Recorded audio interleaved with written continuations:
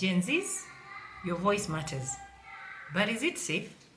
The BBC's 2024 documentary has revealed a system so rigged that actually speaking your truth can cost you everything. Stay with me.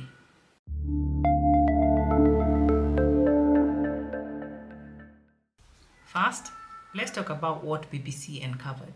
The BBC documentary revealed that some journalists followed young activists across multiple counties. This is in that time of maandamano, when Gen Zs and millennials were protesting. And despite constitutional free speech guarantees, many youth were abducted, tortured, or even killed for chanting slogans. And you would think by 2025 we should expect progress. But the film shows the danger still remains. So, why is this happening? This is because the system is rigged. And here is how it's rigged. Emergency laws let authorities bypass due process under national security. Surveillance tracks activists' every move. State media spreads misinformation, isolating protesters. And when courts stay silent and the press is complicit, your rights become meaningless. And there's another threat inside our ranks. And this is where it becomes even more colder. Because not everyone who marches beside you share your cause. Some will come posed as leaders, others are mass followers. Then, in the blink of an eye, they cash in. This is where they partner with corporate sponsors or even politicians, pocket funds, and eventually abandon the movement, leaving genuine protesters like you and me more vulnerable. This kind of betrayal fractures trust and hands the system fresh victories. You see, understanding these tactics is very important, but the emotional toll still hits us all.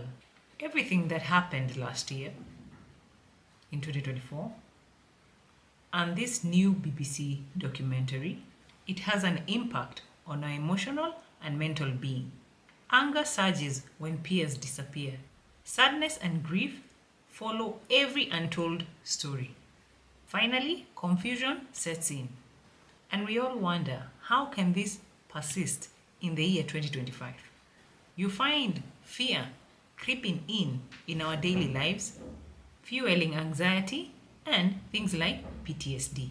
And to make things worse, social media amplifies these things.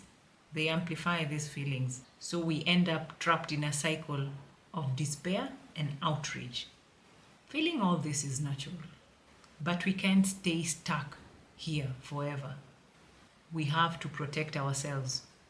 For instance, I can imagine the feelings. I was so overwhelmed when I watched that documentary. But life must go on, okay? We have to learn how to protect ourselves from these things. Here are some self-care strategies that you can use. For your mental health, limit things like news and social media to something like 30 minutes daily. You can choose up to 2 trusted outlets. And if ever you watch something that overwhelms you, check out, seek therapy or peer support groups. Okay? For your emotional health, you can start something like journaling to process your anger and sorrow. You can also practice grounding exercises. For example, identify 5 things you see, 4 things you touch, and 3 things that you hear. On the other hand, you can channel your emotions into things like art, music, or writing. As for your physical health, exercise daily to release tension. Don't just sit in one place. Prioritize 7 to 8 hours of sleep daily and try your best to have balanced meals. And when you're out and about and you feel nervous or something, use breath work. That will be able to calm your system. Okay? It will calm your nervous system. Self-care grounds on us. Now, let's turn to safe engagement. You don't have to risk everything on the front lines. You don't have to, okay? But if you must, that's something else. When you're interacting online, secure your digital life. Use something like a VPN or enable encrypted messaging.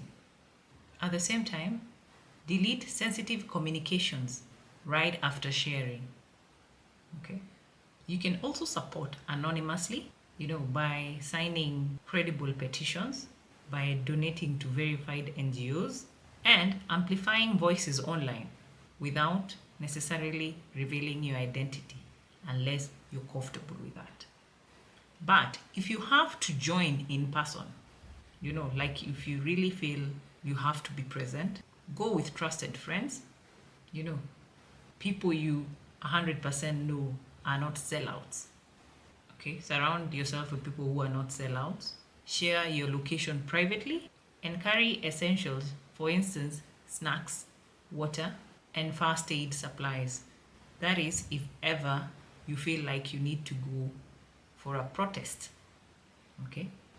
According to that video, the documentary from BBC, we also saw the need of first aid supplies. Okay? And before doing anything, vet any leader that you follow to avoid this last minute vigils.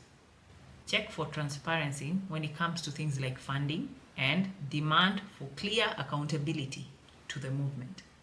All these steps lead us to one final thought. The BBC documentary has awakened a sleeping giant. Anger and sadness show that we all care, but at the same time, fear reminds us to prepare. It's okay to have and to feel all these emotions. It's normal. Just know how to channel them. You can channel them into informed, safe action and protect your well-being along the way. When protests ignite, funding is the fuel. Crowdfunding pages spring up overnight. And you see, things like legal defense funds and safety gear cost real money. As investors, as a business person, even if you're employed, we all need to ask, who's backing which cause and why? Okay? Vet all your donations the same way you would vet a stock. As I said, look for transparency, audited reports, and clear mission. Gen Z, you stood up to reject the finance bill that hiked the costs of almost everything. Yet the bill passed anyway. Why? And this is because it's all about money and power. And your pockets are the prize. At the end of the day, you do what you have to do. I am Miss Wangui Muithathi, your personal finance and investment coach, and I'll see you in the next video.